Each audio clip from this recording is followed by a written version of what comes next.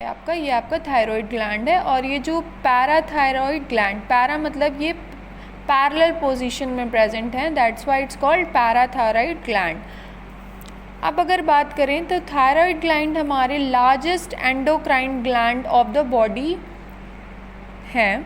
Thyroid gland क्या करते हैं, रिलीज़ करते हैं thyroid hormone which is called as thyroxine hormone, and it is available in two form. मतलब कि ये जो थायराइड ग्लैंड है ये हमारे थायराइड हार्मोन को रिलीज़ करते हैं।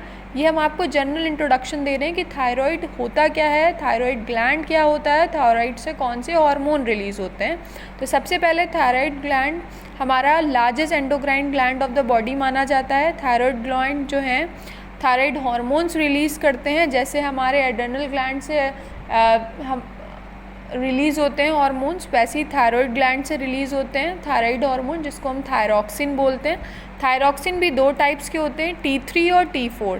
T3 को हम बोलते हैं ट्राई आइडोथायरॉइड और T4 को टेट्रा आइडोथायरॉक्सिन।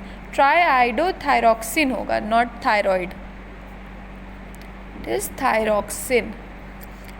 अब इम्पॉर्टेंट नोट की बात करें तो आपको T3 और T4 से ये पता चल रहा होगा कि इसमें 3 मॉलिक्यूल आयोडीन के इन्वॉल्व हैं, इसमें 4 मॉलिक्यूल आयोडीन के इन्वॉल्व हैं। तो ओवरऑल जो आपका रिलेशन है वो ये है कि आयोडीन जो है वो मेजर रोल प्ले करता है थायराइड हार्मोन की फॉर्मेशन में। अब अगर आप इस चीज़ को जनरल वे में डिफिनेशन में लिखना चाहें तो आप ऐसे लिख सकते हैं कि थायराइड ग्लैंड हमारा एक तरीके का लार्जेस्ट एंडोक्राइन ग्लैंड है, ट्रैकिया के दोनों साइड पे प्रेजेंट होता है, बटरफ्लाई और एच शेप्ड का ये होता है। अब आपने जनरल इंट्रोडक्शन जान लिया, अब आपको ये पता होना चाहिए कि जो सिंथेसिस है थायराइड हार्मोन की वो कैसे होती है।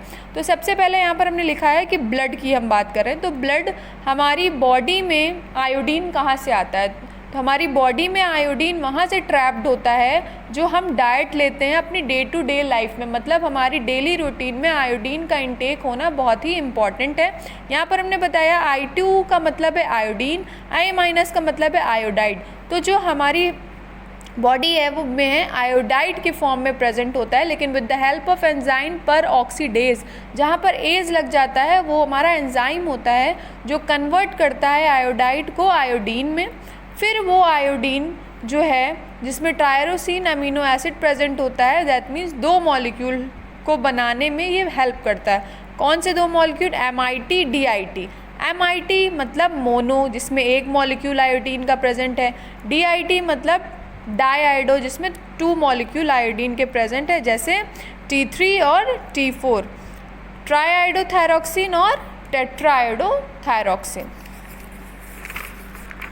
उसके बाद आप कुछ आपको चीज़ें आपको ये पता चल गया कि थायराइड क्या होता है, हार्मोन कौन से रिलीज़ होते हैं, सिंथेसिस। अब आपका जो मेन आपका काम है वो ये है कि क्या क्या फार्माकोलॉजिकल एक्शन होते हैं। तो फार्माकोलॉजिकल डिसऑर्डर्स की बात करें तो डिसऑर्डर्स जो था आपके होते हैं हाइपोथायरॉयडिज्म की वजह से, वो क्रिटिनिज्म है और माइजोडिमा है। अब बात करते हैं हाइपर में। हाइपर में आपका एक्सोथैल्मिक गॉइटर हो जाता है, ये आपका मेजर डिसऑर्डर है। उसके बाद अब बात करते हैं जो हमारा anti thyroid drugs. Anti thyroid drugs जिसमें एंटी लग जाता है उसका मतलब होता है कि वो स्पेसिफिक चीज़ उस डिजीज़ को ट्रीट करने में यूज़ कर रहे हैं। एंटी थायराइड ड्रग ऐसी ड्रग्स होती हैं जो हाइपरथायरॉयडिज्म को ट्रीट करने में हेल्प करती हैं।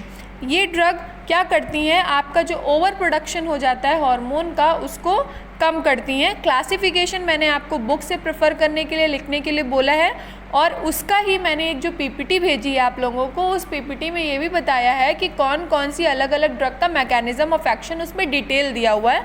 तो ये नोट्स देने का मेरा ये मेन मोटो है कि आपको जनरल इंट्रोडक्शन और क्लासिफिकेशन और मैकेनिज्म आपको एक शॉर्ट वे में भी आ जाए और आपके पास शॉर्ट कंटेंट भी हो और लॉन्ग कंटेंट भी हो, तो दोनों चीज़ें पढ़ने में आसानी होंगी। मैकेनिज्म की बात करें तो मैकेनिज्म का मेन रोल ये है कि जैसे आपने सबसे पहले सिंथेसिस वाले पार्ट में देखा कि क्या करता है आयोडाइड जो हमारी बॉडी में प्रेजेंट होता है वो पर ऑक्सीडेज एंजाइम के वजह से आयोडीन में कन्वर्ट हो जाता है। तो इसका पहला मैकेनिज्म ये होगा कि ये इनहिबिट कर देगा पेरोक्सिडाइज एंजाइम ही को, तो उससे क्या होगा कि कन्वर्जन ही नहीं हो पाएगा, तो हमारा रिलीज जो है हार्मोन का वो ज़्यादा अमाउंट में नहीं होगा।